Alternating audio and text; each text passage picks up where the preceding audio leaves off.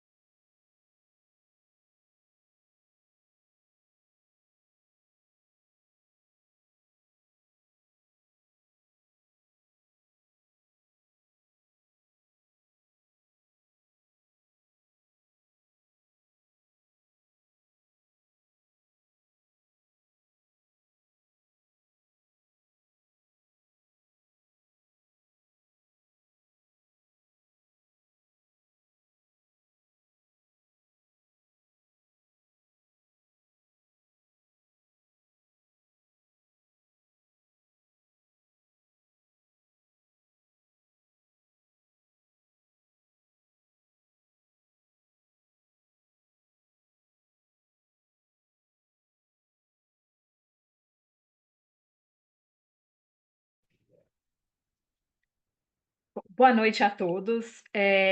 Então, estamos iniciando aqui a sessão 5 do Emprad, né? Então, é com grande satisfação que recebemos vocês para conduzir essa sessão de apresentação de trabalhos, que é a sessão da sala 5.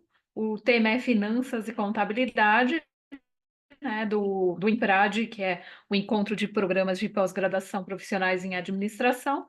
Essa sessão que a gente está tendo é uma das primeiras, todo esse bloco é o primeiro bloco de sessões de trabalhos.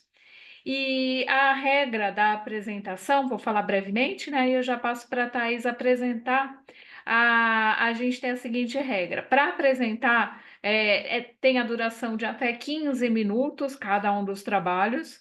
Depois do trabalho, da apresentação, que um ou mais autores do trabalho fizer, a gente abre para debate, né? Então, a plateia pode trazer dúvidas, sugestões. Eu também trago algumas sugestões, considerações, e esse debate tem a duração de 5 minutos. E o interessante é que assim, é sempre buscado na consolidação dos trabalhos para trazer trabalhos que tenham pontos em comum, né? Então, os trabalhos que foram reunidos nessa e nas demais sessões têm pontos em comum. Ah, na apresentação é preciso necessariamente que pelo menos um autor do trabalho esteja presente, e a gente segue a ordem de apresentação que consta na programação, ou seja, primeiro é o trabalho 161, que a Thais vai apresentar para a gente, depois é o trabalho 66, eu ainda não vi o autor aqui do 66, mas aí qualquer coisa aí a gente inverte a ordem, né? Mas a sequência preliminar é seguir a ordem da programação. Então, posto isso, agradeço novamente a presença de todos e passo a palavra para a Thais para apresentar o primeiro trabalho, que é o trabalho 161, Fatores Determinantes do Desempenho Econômico, Financeiro e de Mercado, uma análise das companhias do setor elétrico da B3 no contexto da pandemia de Covid-19. Com você, Thais. Boa noite, pessoal. Todos me escutam? Escutamos sim. Certo. Eu vou apresentar aqui a minha tela. Vocês conseguem ver? Conseguimos, mas não está em modo apresentação, né? Isso, eu vou Agora, colocar. ok. Isso. Agora dá Então, para ver? agora tá perfeito, tá no modo apresentação, certinho. Certo. Eu vou cronometrar aqui, tá? Os 15 minutos. Ok. Boa noite. Meu nome é Thaís Gomes. Eu sou uma das autoras desse artigo, juntamente com a professora Alessandra Vasconcelos e o professor Antônio Filho. O título desse artigo é Fatores Determinantes do Desempenho Econômico, Financeiro e de Mercado, uma análise das companhias do setor elétrico da B3 no contexto da pandemia de Covid-19. Na introdução, nós abordamos aspectos em relação às relações empresariais, alguns exemplos de pesquisa, a questão norteadora e objetivo, e também elencamos a contribuição e a fundamentação. Sobre as relações empresariais, elas têm se desenvolvido à medida que as relações têm sido complexas em diversos âmbitos, seja na parte ambiental, econômica, financeira, de governança, política e também social. Com base nisso, nós escolhemos o setor elétrico, porque ele é um setor altamente regulado, ele tem grande número de empresas atuantes listadas na B3 e ele também tem um desenvolvimento muito importante na economia do nosso país. Com base nisso, vimos alguns artigos, alguns estudos, principalmente que elencava a parte de índice de desempenho.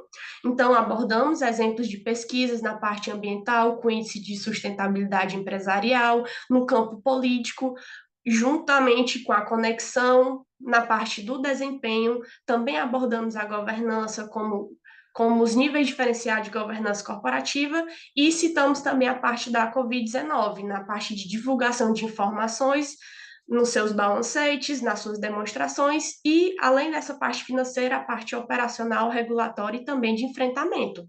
Logo, com base em tudo que foi mencionado, a nossa questão norteadora é quais são os fatores determinantes do desempenho econômico, financeiro e de mercado das companhias do setor elétrico listadas na B3 no contexto da pandemia de Covid-19. Logo, nosso objetivo é investigar esses fatores. A contribuição do artigo, do nosso estudo, é para os stakeholders de forma geral, principalmente para acionistas, agentes regulatórios, instituições financeiras, consumidores e também acadêmicos. A nossa fundamentação ela é embasada devido à relevância do setor, ser um setor estratégico, um suporte estratégico à economia, ao crescimento do PIB, ao desenvolvimento do país e também devido ao acontecimento da pandemia de Covid-19, que demandou que houvesse estudos sobre o comportamento e o impacto no setor. E vale ressaltar também a ausência de evidências empíricas com conglomerado de fatores que serão abordados. No nosso arcabouço teórico, segmentamos em duas partes. A primeira parte em relação aos fatores determinantes no contexto do setor elétrico e o setor elétrico na Covid-19.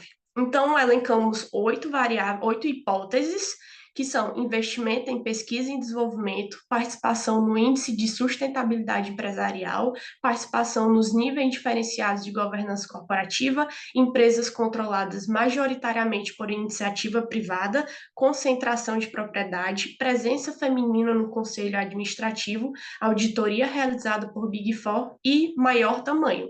Então, essas 8 hipóteses influenciam positivamente o desempenho econômico, financeiro e de mercado das empresas do setor elétrico listadas na B3.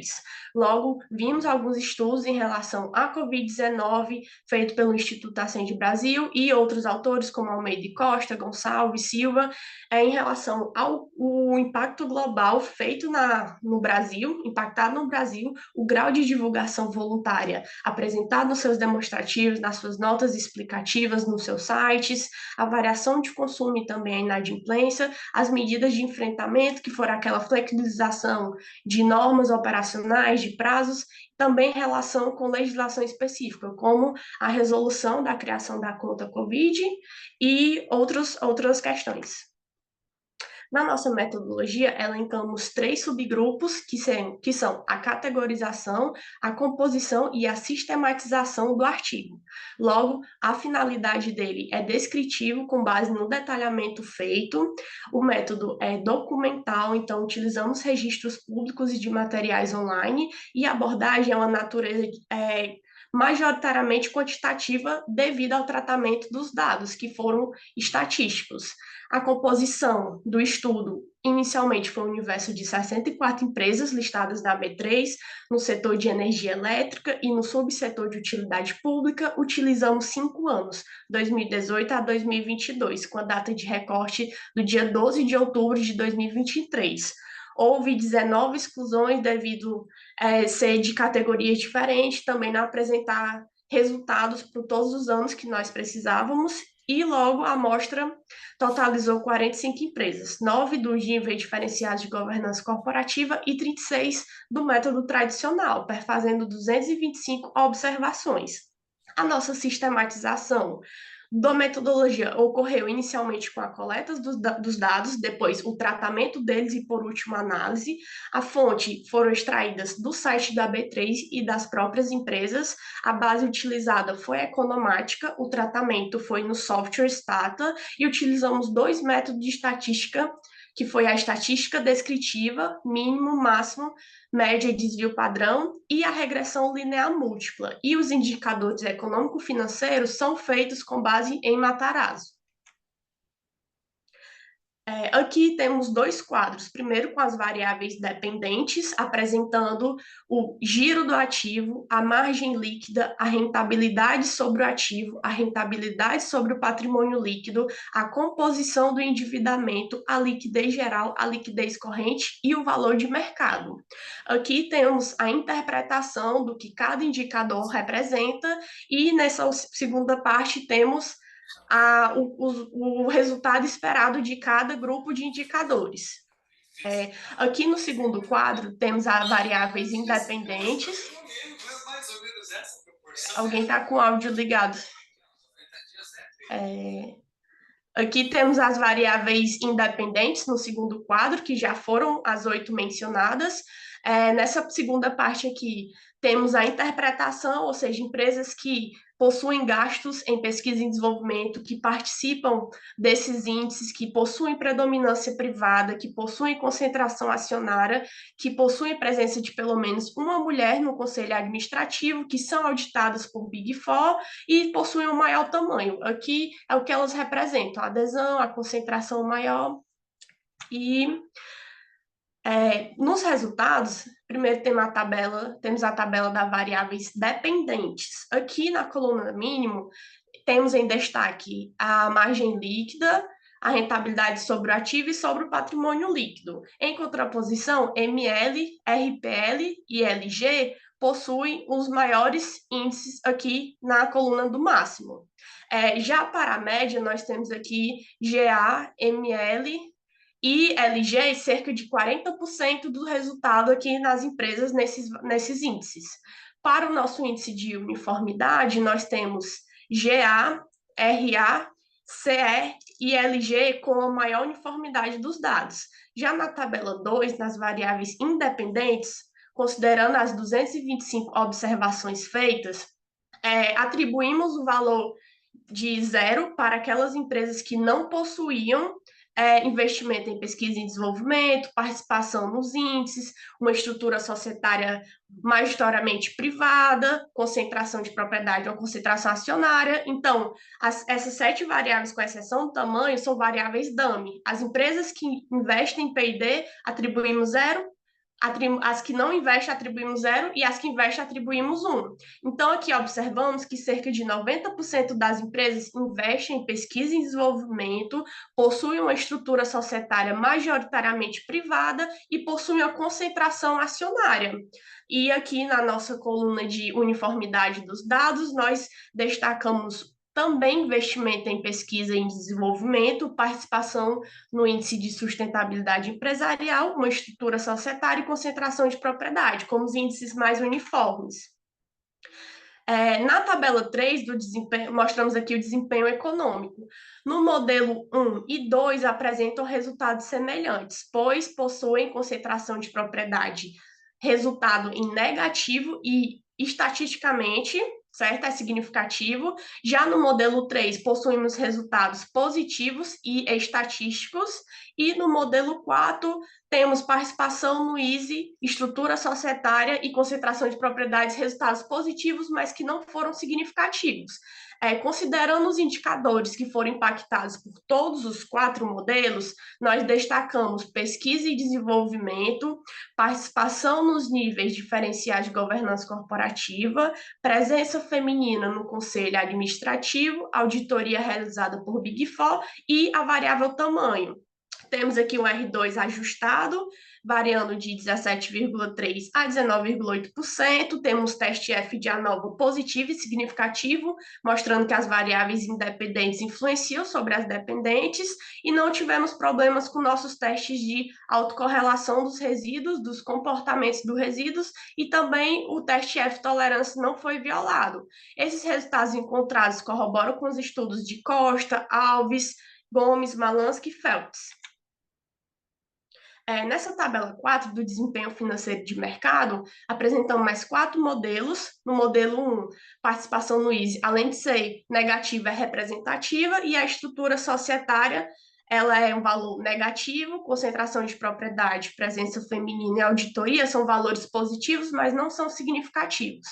No modelo 2 e 3, temos resultados semelhantes, em que estrutura societária e concentração de propriedade são valores negativos, mas não são significativos, e na auditoria Big Four são valores positivos, mas não são representativos. No modelo 4, destaca aqui de não forma significativa, mas positiva estrutura societária, e de forma negativa concentração de propriedade.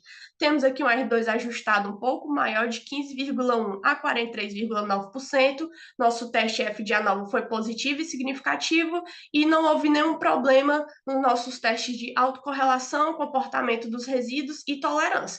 Aqui podemos indicar representar os modelos que possuem saldo positivo e significativo, que são os mesmos anteriores, que é o investimento em P&D, níveis diferenciados de governança corporativa e a variável tamanho. E nesses modelos tiveram resultados negativos e até significativos. Aqui nas nossas considerações finais, temos esse resumo dos valores encontrados. A maioria dos valores são positivos e são significativos. Poucos são os valores que foram positivos, mas que não foram representativos, e alguns poucos valores que foram negativos e significativos. Então, temos aqui os indicadores de rentabilidade, que são os nossos indicadores econômicos. Em GA, ele possui negativo apenas concentração de propriedade, assim como ML. RA possui todos os valores positivos e também são representativos. R e RPL são todos positivos e alguns não foram significativos. Já para os indicadores financeiros, nós temos aqui o de capital e o de liquidez. Também temos aqui o valor de mercado, que observa-se que a maioria foi significativa e positiva.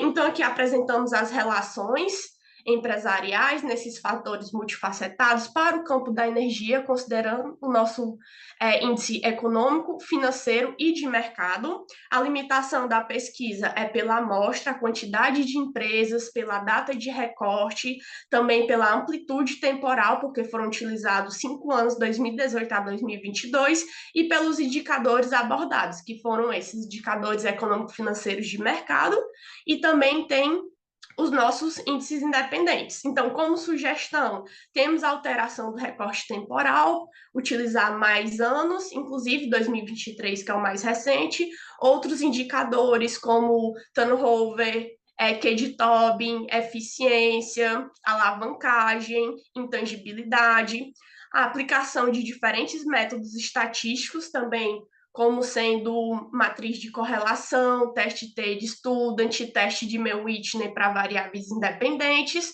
e também aqui acrescentamos outros setores, que seriam de água, de telecomunicações, de petróleo e gás, de biocombustíveis. E eu quero aqui agradecer a presença de todos e muito obrigada. Obrigada, Thaís. Pontualíssima. 14 minutos, parabéns. Sim. Então, antes de eu fazer meus comentários, eu queria abrir para a plateia, né, para ver se a plateia quer colocar alguma dúvida, alguma sugestão. Alguém quer trazer algum ponto? Não? Bom, eu tenho alguns pontinhos aqui para a gente discutir, e sempre a gente pensando no ambiente do Congresso como um ambiente de discussão mesmo, né, para a futura publicação em periódico, né?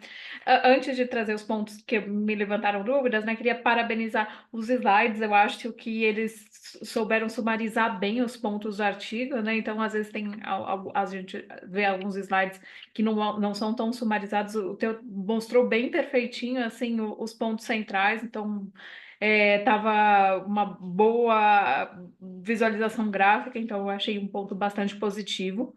E também eu gostei quando você trouxe os pontos da categorização metodológica, né? Que você estruturou bem aquela questão da categorização, da composição, da sistematização. Acho que isso ajuda a posicionar bastante o trabalho. Então, queria parabenizar por esses e pelo trabalho, assim. Acho que o trabalho tá bem interessante. Ele trouxe pontos bem novos, né? Porque a Covid é um tema novo, então ele acrescenta para a literatura. Aí, pontos que eu acho que a gente podia discutir.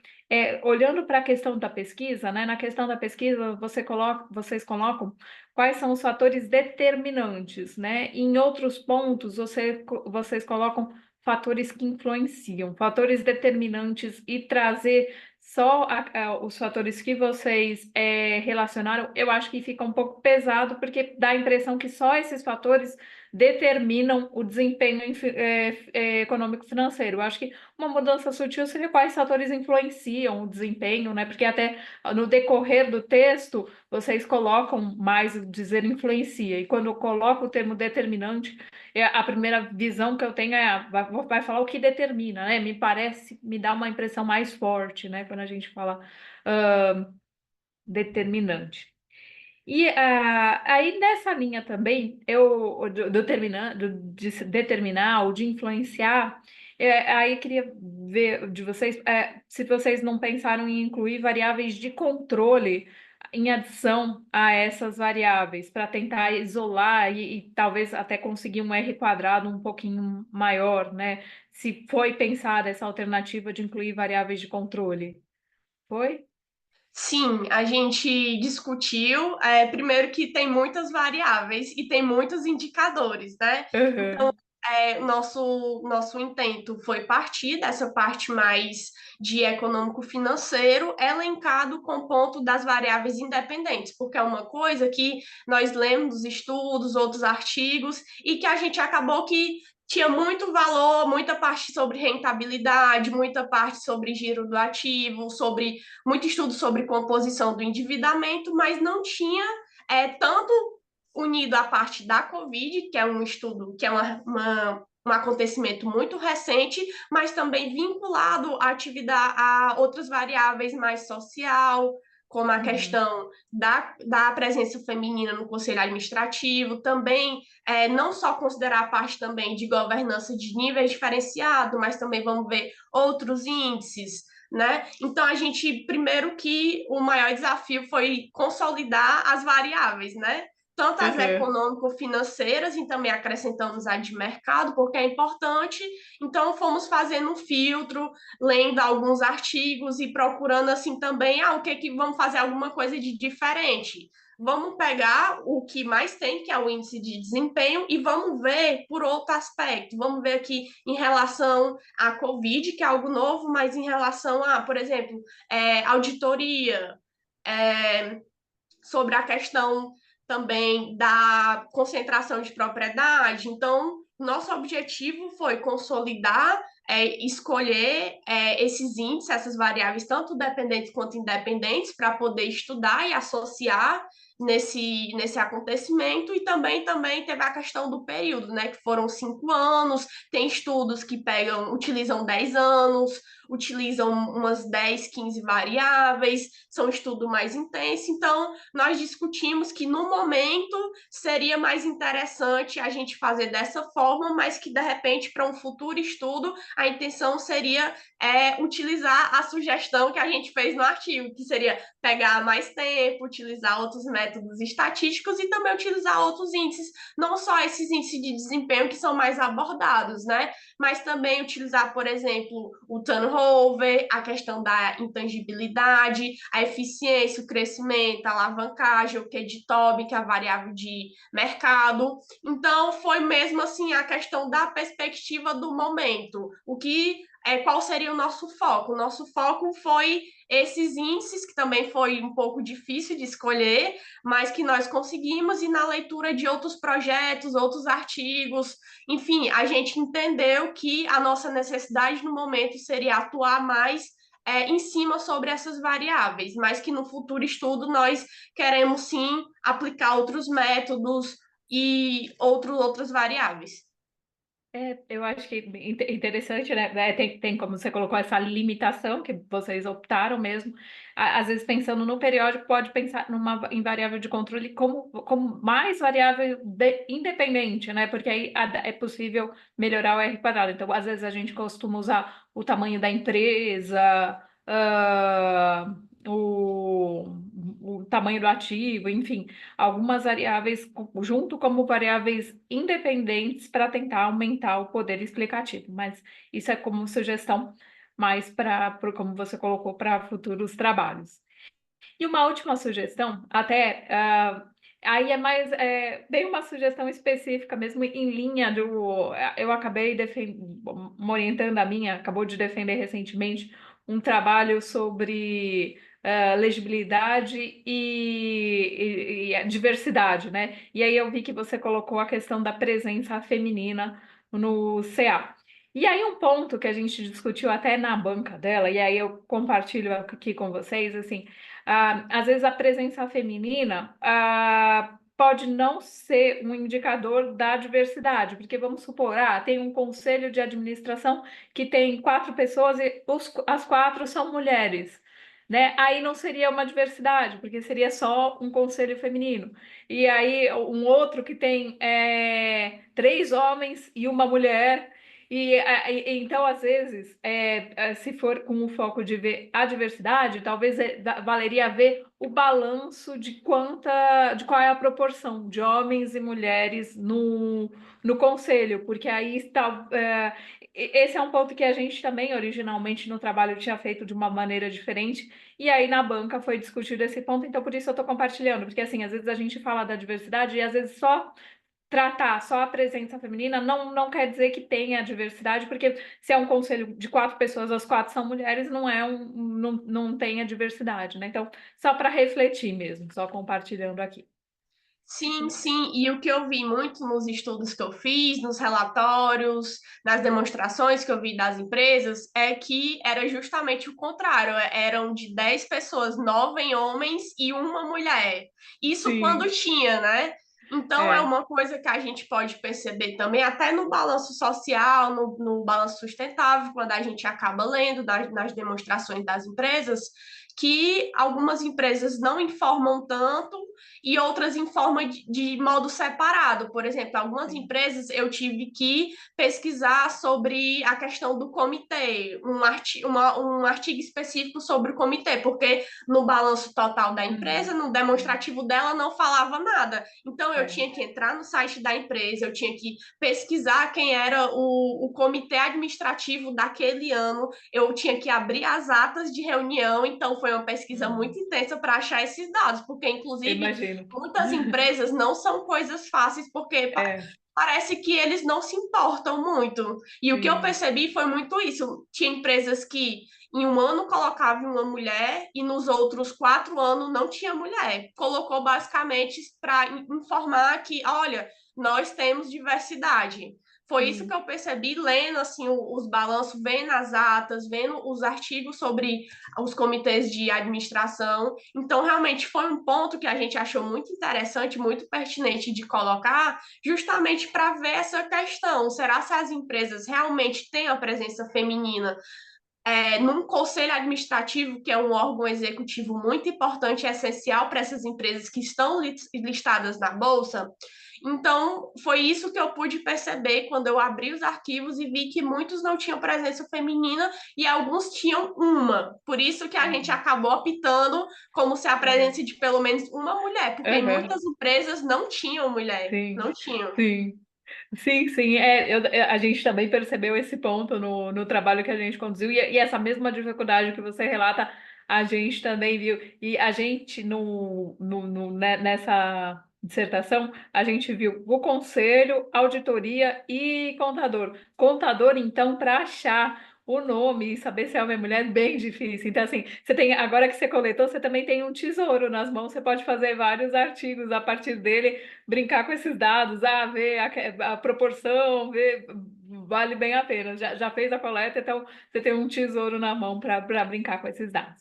Mas eram mais esses pontos mesmo que eu queria trazer. Então, novamente, parabenizar o trabalho, achei que ficou bem bacana. A apresentação também, parabéns, Thaís. Obrigada.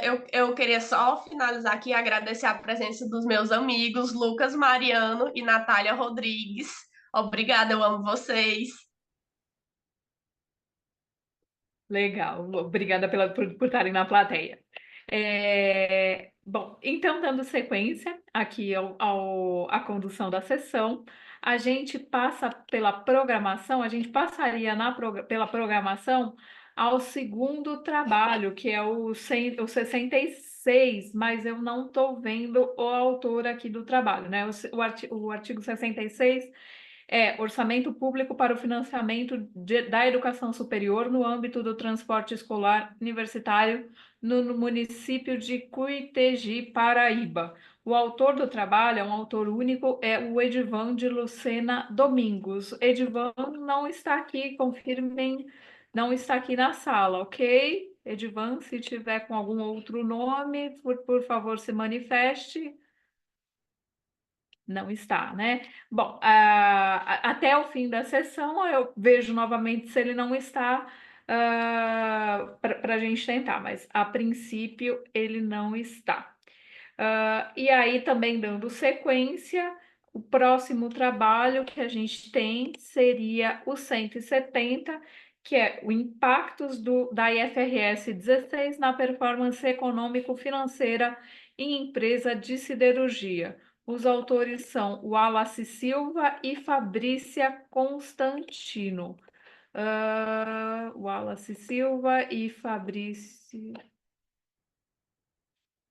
Constantino não estão aqui também, né? Pelo que eu estou vendo, a menos que estejam com outro nome. Se estiverem, por favor, se manifestem. Da mesma forma, a gente vai dar sequência se não tiver, ver antes de terminar a citão. Se não estiverem, não terão a presença, né? Então, no momento não está.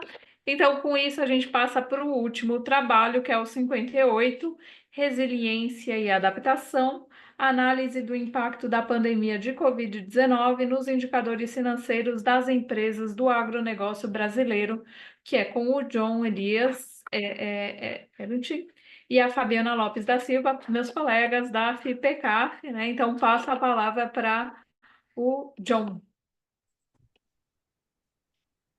Boa noite, professora. Boa noite, demais colegas.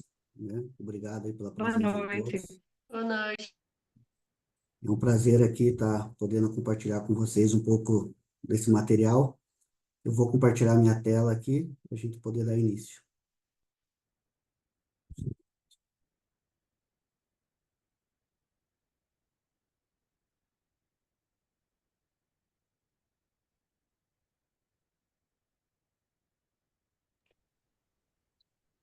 Estamos vendo, sim, e está no modo apresentação. Ótimo. A hora que eu puder iniciar, só me dá o ok, professor. Pode iniciar, está com você a palavra. Tudo bem. Boa noite a todos. É um prazer estar aqui. Hoje eu vou falar sobre um tema importante, né, para mim e para o mercado, que é o entendimento do comportamento econômico do agronegócio brasileiro. Durante a pandemia do Covid-19, a gente viu a resiliência e a adaptação, que são dois conceitos importantes para a gente tentar entender como as empresas desse setor, elas enfrentam os desafios impostos, né, pela pandemia nesse cenário. A resiliência aqui nesse artigo, ela refere-se à capacidade das empresas a resistir aos impactos negativos, né, que nós tivemos nesse período, enquanto a adaptação, ela vai tratar como as mudanças estratégicas e operacionais, elas se deram, né, ou se foram necessárias para manter a viabilidade econômica durante os períodos que se deram incertos. Esse período, né, e esse artigo, ele foi elaborado por mim, John Elias Ganesh, e pela professora Fabiana.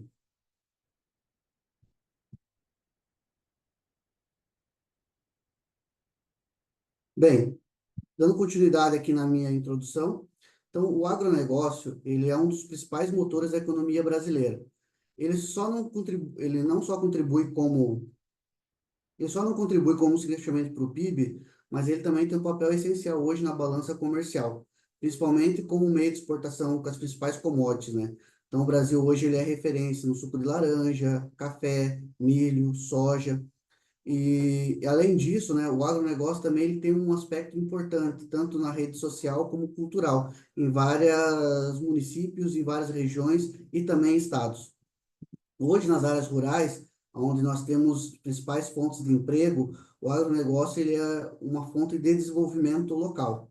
Então, entender como é que esse setor ele foi influenciado pelas origens do Covid-19 foi o que motivou esse estudo para poder trazer à luz da teoria, né, um pouco mais de informações, tanto para estudantes, profissionais e empresários, para eles poderem avaliar melhor a saúde econômica do país como um todo e como suas empresas também estão posicionadas. A análise do desempenho financeiro é uma prática fundamental em qualquer empresa.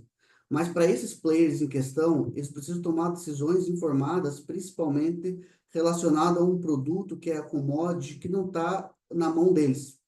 E esses momentos de crise, como foi dada a Covid-19, essas análises se tornam ainda mais importantes, né? Nesse caso, crítica.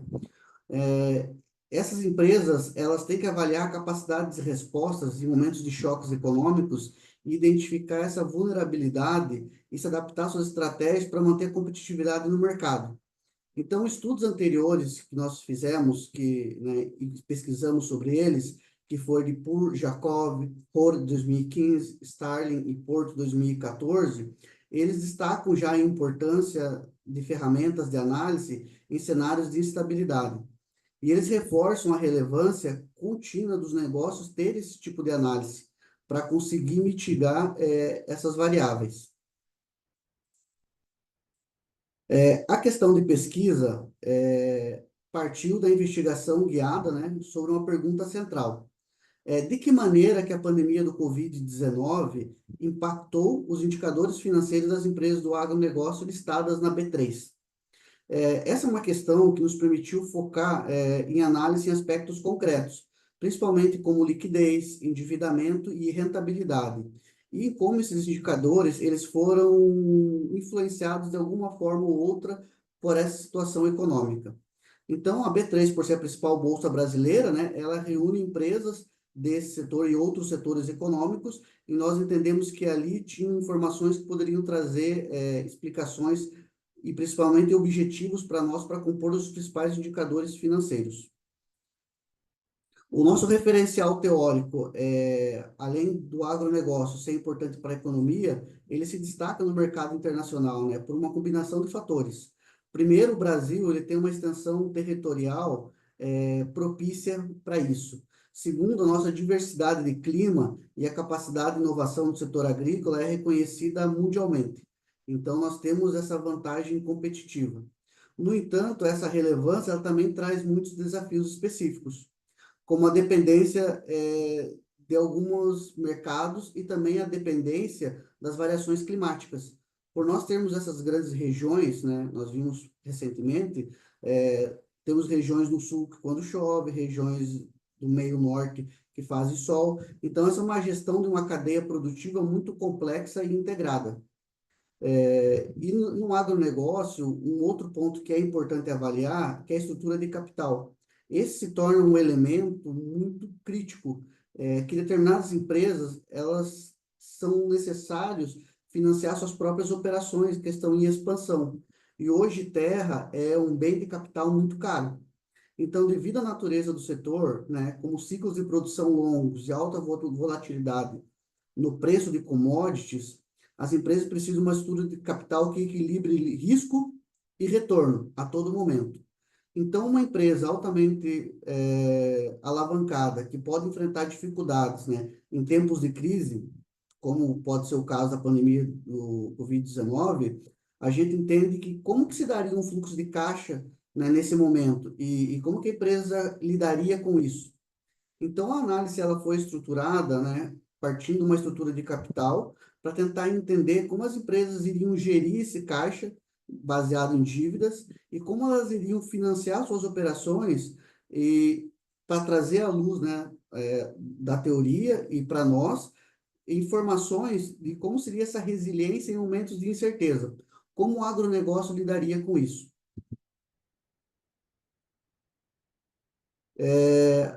Um dos indicadores escolhidos foi a liquidez. Então, assim, no agronegócio, a liquidez geral, ela foi selecionada porque, especialmente pelo período dos plantios, né, que eles são períodos longos.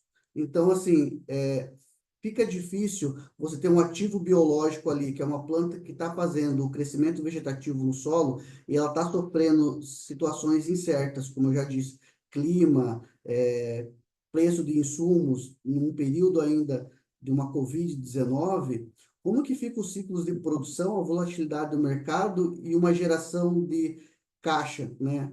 Como que fica esse período de retorno financeiro para conseguir cumprir suas dívidas e ter liquidez saudável. Então, esse é um desafio que as empresas enfrentam e nós queríamos testar isso, né, através de métodos estatísticos e entender como é que elas estavam lidando com esse ponto. Outra análise foi a rentabilidade dentro do agronegócio, que é o ROI. Então, particularmente no contexto da pandemia, né, o ROI ele tenta capturar ali a eficácia de como as empresas estão conseguindo gerar lucro a partir do próprio capital investido pelos acionistas. Então, considerando os desafios impostos, alterações na cadeia de suprimentos, as variações da demanda, oscilação de preço, como que reflete essa capacidade, né, de resiliência e eficiência das empresas de sustentar e continuar sua operação mesmo com esse caixa próprio, né? Mesmo com esse incentivo próprio. Então, esse era um ponto que nós queríamos ver quanto saudável estavam as empresas, né? E esse era um indicador que seria capaz de trazer informações como as empresas estavam mantendo sua rentabilidade e garantindo o retorno aos investidores, mesmo em épocas adversas. A metodologia para entender o impacto da pandemia, nós coletamos dados financeiros, né, de empresas do setor do agronegócio, né, desde março de 2018 até dezembro de 2022. Então, esse período ele foi escolhido porque ele permitia uma comparação entre os indicadores financeiros das empresas antes e durante a pandemia. Então, ele capturava ali as mudanças que ocorreram ao longo do tempo e trazia para nós mais informações realmente do que estava acontecendo, que estava antes e como foi durante esse processo. Nós utilizamos o teste de Wilcox, então, para mostrar o emparelhamento, ou seja, essa é uma ferramenta estatística que ela consegue demonstrar durante um evento específico, que é o caso da pandemia, como diferentes indicadores, nesse caso financeiros, eram estatisticamente significativos, né? Ou seja, como eles podiam ser atribuídos ou percebidos conforme as variações que fossem ocorrendo de um período antes pandemia com um período pandêmico. Nós podíamos ver se teve ou não teve variações entre esses grupos de indicadores. Outro teste estatístico que a gente fez foi o teste do Wilcox e o Kruskal-Wallis, né? Então, comparando indicadores financeiros ao longo do tempo, e a gente tentou adequar para comparar múltiplos grupos. Então, assim, tentando não tendenciar, mas ajudar a identificar informações e variações significativas ao longo do tempo, tanto endividamento, quanto rentabilidade, como liquidez. Então, a gente pegou uma amostra de 11 empresas do agronegócio listadas na B3 e tentou analisar como foi o grau, né, de dívida líquida sobre EBITDA, liquidez geral e ROI. E nesses pontos a gente fechava meio que o círculo ali dos principais indicadores, né, que juntos oferecem uma abrangência da saúde financeira das empresas e como elas estavam nesse momento. Então, o que nós temos aqui enquanto resultado? Nós temos que, durante o ano inicial da pandemia, nós notamos que uma redução na mediana no indicador de dívida líquida sobre EBITDA. Esse resultado, inicialmente, ele sugere que as empresas do agronegócio elas conseguiram gerir bem suas dívidas de forma mais eficiente em relação ao lucro líquido, operacional, desculpa, o que foi importante para manter uma estabilidade financeira em um período de pandemia. Outro ponto que foi a comparação entre 2019 e 2022, nós fizemos as análises, encontramos algumas diferenças estatísticas, né, na estrutura de capital. Isso indica para nós que a pandemia ela impôs alguns desafios para as empresas conseguirem manter uma gestão mais consistente em relação à dívida e o EBITDA, né? Mas elas se mostraram mesmo assim resilientes com relação ao que vinha acontecendo. Outro ponto que nós conseguimos analisar ali, já nas próximas informações, é que o estudo ele mostrou que a liquidez das empresas ela não variou tanto de forma significativa entre os anos analisados, mesmo durante a pandemia, né? Isso para nós sugere que as empresas elas foram capazes de gerir seus recursos financeiros, mesmo mantendo um equilíbrio econômico. E é uma explicação que a gente, né, buscou através da análise do Wilcox é que ao longo do período, né, esse resultado ele se manteve mais estável, mesmo diante de um cenário mais agravante, através talvez da cadeia de resiliência do agronegócio ser produtos, né, insumos de regiões que não são afetados pela Covid. Outro resultado que nós temos aqui é o ROI. Então, nós analisamos o ROI, né, entre o período também, e o que nós conseguimos analisar sobre ele é que a eficiência de geração de lucro, né, a partir do patrimônio inicial dos sócios, ela atingiu o seu pico maior. Então, assim, ela demonstrou o agronegócio demonstrou uma grande eficiência. Mesmo diante de crise, ele conseguiu crescer. Embora tenham ocorrido flutuações econômicas, os dados, né, estatísticos indicam que se manteve estável com o crescimento a indústria do agronegócio. Então, ela não teve queda, não teve oscilações. Como conclusão desse trabalho, os resultados eles indicam que, embora algumas empresas tenham enfrentado algumas dificuldades financeiras, né, com redução da receita, redução de lucro, o agronegócio ele demonstrou uma capacidade muito grande de adaptação e resiliência dentro dessa pandemia do Covid. E o que nós concluímos com relação às análises estatísticas é que o agronegócio, pela matéria-prima dele ser insumos, a questão do Covid-19 não afetou significativamente ele. Porém, se nós fosse fazer uma análise agora com relação à guerra entre a Rússia e a Ucrânia, onde teve uma questão de problema no fornecimento de insumos como potássio, aí o agronegócio teria um problema na questão do fornecimento da cadeia e aí ele teria uma resiliência afetada por isso. Então, o agronegócio sofre muito com questão de atendimento dos produtos básicos dele de origem para sua exploração. Nesse caso do Covid, não foi uma delas. Basicamente é isso que estão as referências do meu artigo e obrigado. Acho que deu os 15 minutos. Obrigada, João. Também foi pontual na nossa apresentação. Parabéns. Acho que a apresentação ilustrou bem os principais pontos do artigo. Eu queria colocar também uns pontos positivos e alguns pontos de sugestão, pensando trabalhos decorrentes, né? Então, eventual depois submissão a periódicos do trabalho apresentado. Como pontos positivos, destaco bastante a questão do foco no segmento, né? Então, assim como o trabalho anterior, que focou no segmento da energia elétrica, nesse trabalho você focou no segmento agrícola, e o foco ele é interessante porque ele propicia a análise mais pormenorizada das particularidades daquele segmento. E também você trouxe bastante embasamento, né, aos pontos que você foi trazendo, os pontos que você foi escolhendo na pesquisa, e a questão de pesquisa está bem alinhada com o que você trouxe, com o que você investigou. Então, destaco esses pontos. Como sugestão, em relação aos slides, eu sugeriria em alguns slides, buscar trazer mais em estrutura de tópicos, um pouco menos de texto corrente, para facilitar a leitura da plateia. Assim, às vezes a gente está. A plateia está vendo e quando tem muito texto acaba, às vezes não dá tempo de ler tudo, então às vezes eu sugeriria alguns tópicos em vez de texto corrente, né? Uma sugestão.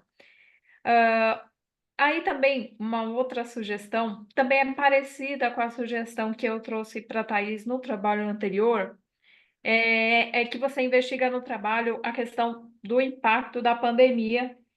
E aí fica difícil, né, a gente comparar 2019 e 2022 e falar que o efeito é somente por causa da pandemia. A gente imagina que seja, mas pode ter outro fator.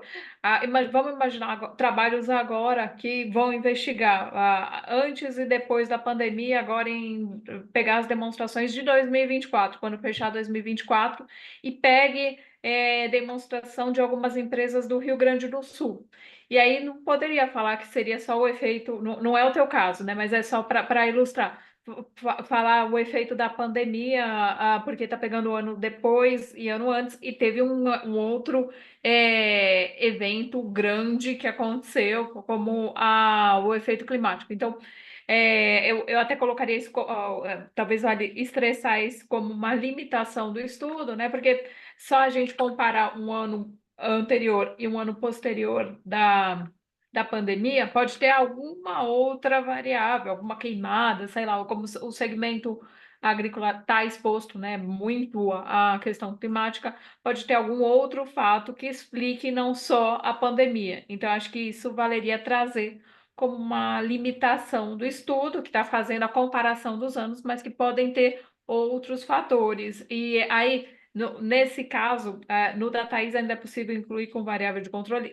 No teu caso já não, porque como você usa teste de hipótese, não daria para incluir outra variável. Então, acho que valeria mais trazer como, reforçar como uma limitação do estudo. Ok, E entendi. e aí, um último ponto, né, também que talvez também vale mais estressar, como a limitação é o tamanho da amostra. Eu super compreendo, né, porque tem poucas empresas do segmento na B3. Eu também já fiz alguns artigos nessa linha.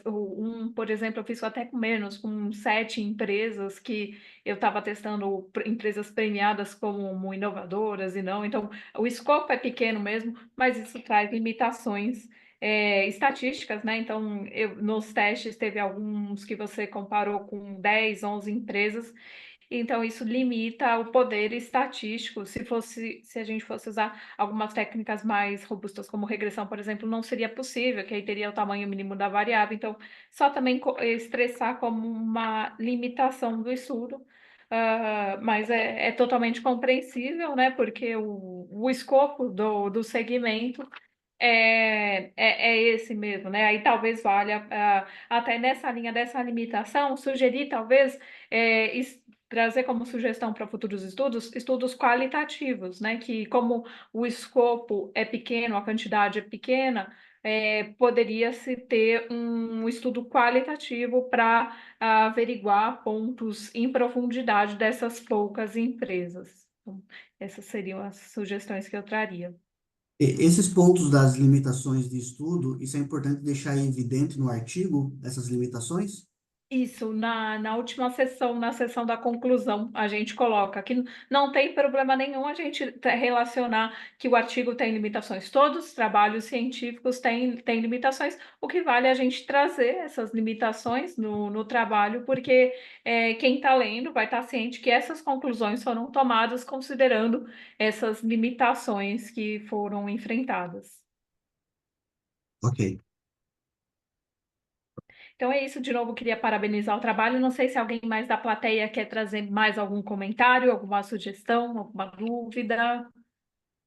Oi, é... Oi, Juliana, eu posso fazer só Oi, um Thaís, claro. comentário? Eu queria saber, John, o que foi assim mais desafiador para você na hora que você investigou, porque eu vi que a gente teve assim, uma perspectiva bem semelhante, né, nos trabalhos em relação às variáveis, a relacionar com a Covid-19, só que em setores diferentes. Então, assim, eu queria saber para você qual foi assim o desafio nessa pesquisa, de modo geral, ou seja, em relação a documentos que você não encontrou com tanta facilidade, ou assim, a quantidade de variáveis, de resultados que precisou ser encontrado e analisado, ao próprio teste estatístico. Então, assim, ou então a própria definição das variáveis, né, também. E eu queria que você abordasse isso um pouco. Obrigado pela pergunta, Thaís. Então, eu sou do agronegócio, né? A minha área é o agronegócio. Então, assim, para mim foi muito prazeroso e até meio tranquilo fazer esse artigo. Então, assim, eu já escolhi por causa disso. Então, A gente fez, e eu acho que um dos grandes desafios, foi até uma limitação que foi abordado pela professora, é o tamanho da amostra. Então, isso dificultou um pouco rodar as análises estatísticas. E olha que eu garimpei. Então, assim, eu iniciei com umas 30 e a professora Fabiana foi cortando, foi cortando, foi cortando, porque não eram empresas realmente do agro, sabe? Eu fui tentando colocar empresas que fizessem sentido.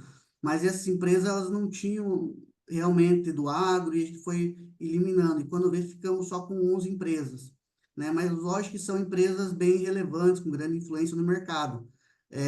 Mas é uma amostra pequena. Talvez elas não sejam o todo do agronegócio, né? O agronegócio é muito maior do que isso. Mas a gente sabe que a maioria da parte das empresas, elas não estão na bolsa. E aí, o que, que me traz talvez uma certa segurança no artigo é que, por eu ser do setor e da área, eu consigo corroborar um pouco com o resultado. Então, assim, por eu estar no dia a dia, eu falo, puxa, esse resultado aqui está muito próximo do que aconteceu, né? Realmente, as empresas não sentiram isso, então a análise estatística demonstrou muito do que vem acontecendo. Agora, a gente pegar, de fato, o que aconteceu, né, numa crise diferente, né, mais próxima de guerras, aí ele já sentiu. Quer dizer, depende muito do que está acontecendo, das variáveis. Se fizer um estudo sobre o momento atual, talvez o resultado seja totalmente diferente, e você vai sentir isso com relação climático e tudo mais. Então, o tamanho da amostra foi algo bem desafiador para nós, pelo pouco de empresas que tem na Bolsa de Valores do agronegócio. Está respondido? Obrigada, João. Sim, eu De me nada. identifiquei com vários aspectos em relação à quantidade de amostra, enfim, a limitação do estudo, que eu também foi igual no meu. Então, eu gostei. Obrigada, viu? De nada. Ó, futuras parcerias, hein? Então, obrigada, John. Acho que alguém mais da plateia quer colocar mais alguma coisa? Não? Então, vamos, última chamada para os trabalhos 66 e 170. Edivan de Lucena Domingos, está por acaso por aqui na sala com algum outro nome? Dou-lhe uma, dou-lhe duas, dou-lhe três, não está. Então, última chamada também para o trabalho 170, Wallace Silva e Fabrícia Constantino. Fabrícia ou Wallace estão aqui com algum outro nome? Dou-lhe uma, dou-lhe duas, dou-lhe três, não estão. Bom, então é isso. Então, como não tivemos os trabalhos 2 e 3, né, a gente encerra um pouquinho mais cedo, né? Podemos reforçar o intervalo para as próximas sessões. Convido a todos a assistirem às próximas sessões. Agradeço muito a plateia por estar aqui conosco. Agradeço os apresentadores. Um grande prazer. Estou vendo aqui colegas que faz algum tempo que eu não vejo, Cláudia, Fernando, José Carlos, grande prazer. Então, obrigada e a gente vai se vendo ao longo do evento. Uma ótima noite. Tchau, tchau. Obrigada, pessoal. Boa noite. Tchau, boa noite.